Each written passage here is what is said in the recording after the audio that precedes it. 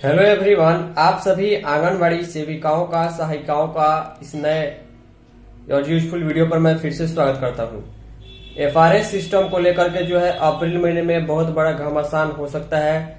इसी के संबंध में हम आपको इस वीडियो में जानकारी देने जा रहे हैं। बिहार राज्य आंगनबाड़ी कर्मचारी यूनियन के द्वारा जो है आईसीडीएस निदेशक पटना को जो है एक पत्र समर्पित किया गया है, पत्र भेजा गया है, जिसमें आंगनबाड़ी सेविकाओं के द्वारा एफआरएस सिस्टम से टीएचआर वितरण करने में जो समस्या है उसके कारण इस सिस्टम को तत्काल स्थगित करने के संबंध में लेटर जारी किया गया है। अब देखने वाली बात होगी कि सरकार या विभाग इस पर ध्यान देता है नहीं देता है।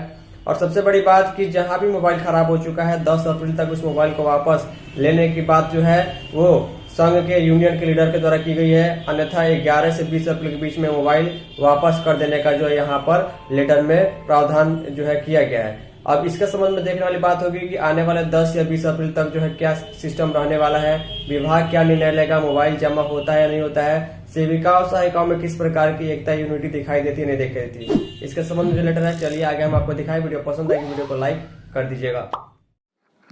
तो ध्यान दीजिएगा, एफआरएस सिस्टम को लेकर के जो है बिहार राज्य आंगनबाड़ी कर्मचारी यूनियन केदार भवन अदालतगंज पटना की ओर से जो है एक लेटर जो है आईसीडीएस निदेशक को जारी किया गया है और कुछ महत्वपूर्ण बिंदुओं पर बात की गई है।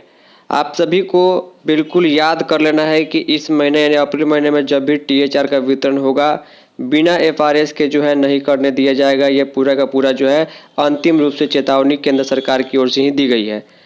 तो जो समस्या है एफआरएस क्यों नहीं कर पा रही है बिहार की आंगनबाड़ी सेविका या सहायिका, इसके संबंध में जो है यूनियन की ओर से ध्यान आकर्षित किया गया। देखने वाली बात होगी कि क्या निर्णय सरकार या विभाग इस पर लेती है। देखिए, पत्रांक जो है यूनियन का 19-25 है और दिनांक 2 अप्रैल 2025 का यानी 2 दिन पहले का लेटेस्ट लेटर है। सबसे पहले मैं उम्मीद करूंगा आप इस वीडियो को अपने व्हाट्सएप ग्रुप में शेयर कीजिएगा, क्योंकि कहीं ना कहीं आप सब में इसको लेकर एक परेशानी होगी या अंदर एक झिझक होगी कि क्या पता एफआरएस सिस्टम को लेकर यूनियन क्या कर रहा है या फिर सरकार इस पर क्या निर्णय लेगी। तो इसके संबंध में सबको जानकारी मिल पाएगी। वीडियो को लाइक और शेयर कर दीजिएगा। देखिए, आईसीडीएस के निदेशक को जो है उनका एड्रेस जो है समेकित बाल विकास सेवाएं निदेशालय इंदिरा भवन बेली रोड पटना के निदेशक को जो है लेटर जारी किया गया है। पत्र का विषय जो है क्लियर मेंशन है कि बगैर पर्याप्त संसाधन और ट्रेनिंग के तथा समस्याओं का निराकरण किए बिना एफआरएस से टीएचआर वितरण के आदेश को तत्काल स्थगित करने के संबंध में यूनियन कहता है कि इसको जो है स्थगित किया जाए, इसको रोका जाए जब तक हमारी समस्याओं का समाधान नहीं हो जाता। अब ये डिपार्टमेंट के ऊपर है कि डिपार्टमेंट इस पर क्या एक्शन लेती है। लिखा गया, महाशय उपयुक्त विषय बिहार राज्य कर्मचारी यूनियन एटक केदार भवन पटना के पत्रांक कितना दिनांक कितना इसके संबंध में 20 दिसंबर को भी और 26 फरवरी को भी जो है एफआरएस सिस्टम से टीएचआर वितरण करने में जो कठिनाइयाँ उत्पन्न हो रही है उसके समाधान के लिए सरकार का ध्यान जो है यूनियन की ओर से आकर्षित किया गया था। लेकिन सरकार की उस संबंध में कोई भी पहल नहीं की गई, यह जानते हुए भी कि पूर्व में आवंटित मोबाइल अब खराब हो चुके हैं एवं उच्च गुणवत्ता वाले मोबाइल और उचित प्रशिक्षण के बिना एफआरएस का क्रियान्वयन संभव ही नहीं है। अब तक सेविकाओं को न तो नया मोबाइल उपलब्ध कराया गया और न ही पर्याप्त ट्रेनिंग दी गई है। एफआरएस से जुड़ी समस्याओं से निराकरण संबंध अब तक कोई भी दिशा निर्देश नहीं दिया गया है, जबकि 1 अप्रैल 2025 से टीएचआर वितरण करने के लिए जो है एफआरएस से ही जो है करने का आदेश जारी कर दिया गया है। निश्चित रूप से विभाग द्वारा जानबूझकर सेविकाओं को तंग तबाह करने के उद्देश्य से ऐसा किया जा रहा है। एफआरएस के नाम पर सेविकाओं को प्रताड़ित और दंडित करने की कार्रवाई भी शुरू कर दी गई है। सरकार के इस तानाशाही, अमानवीय और दमनकारी नीति ने यूनियन को संघर्ष के लिए बाध्यकारी कर दिया है। यूनियन का इतना सारा जो है समस्या लिखा गया है। देखने वाली बात होगी कि सरकार यूनियन के इन समस्याओं पर ध्यान देती है नहीं देती है, इसका निराकरण करती है नहीं।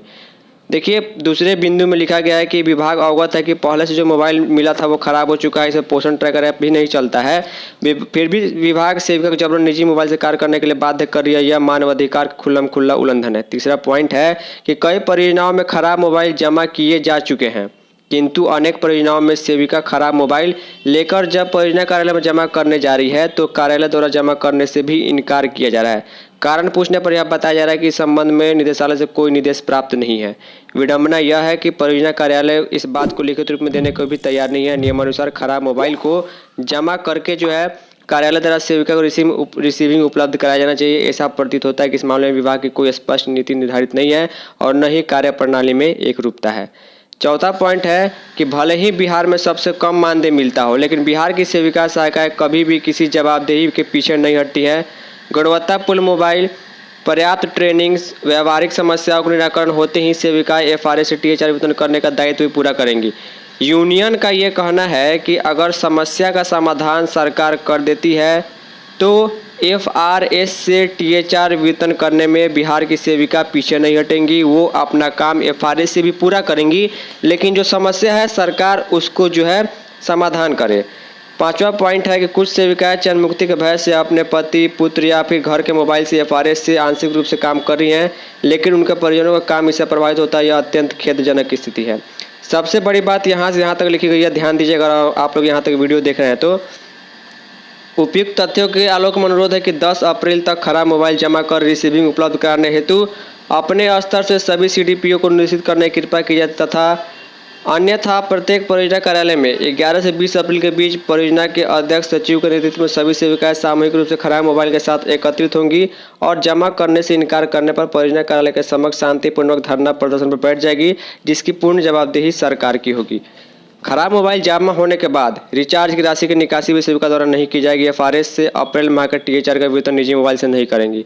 कुल मिलाकर मोबाइल को लेकर जो है समस्या सामने आ चुकी है कि अप्रैल महीने से टीएचआर का वितरण जो एफआरएस से करना है, निजी मोबाइल से सेविका नहीं करेगी और सरकारी मोबाइल खराब हो चुका है।